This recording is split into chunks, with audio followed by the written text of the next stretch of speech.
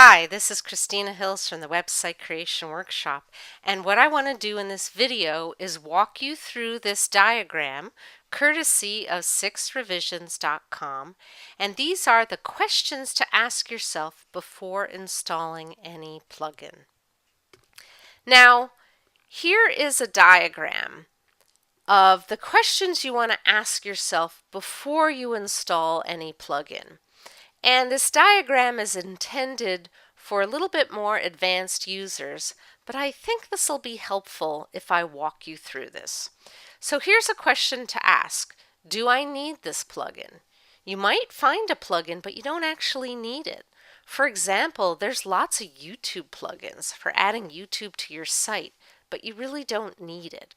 So if you don't need it, you say no and you don't install.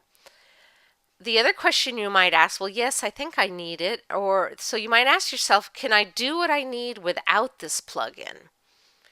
If that's like, yeah, I probably can. If that's a yes, then don't install it.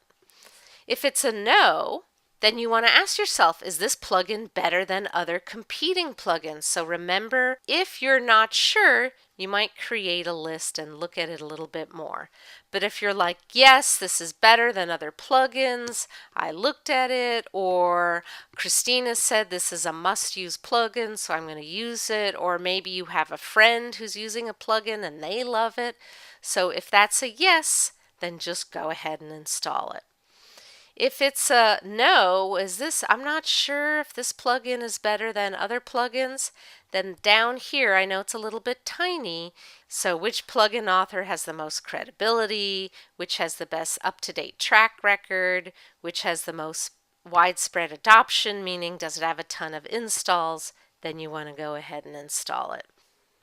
And as you get more comfortable with WordPress and more advanced in your website building skills, asking yourself these set of questions before you install any plugin will become very simple for you.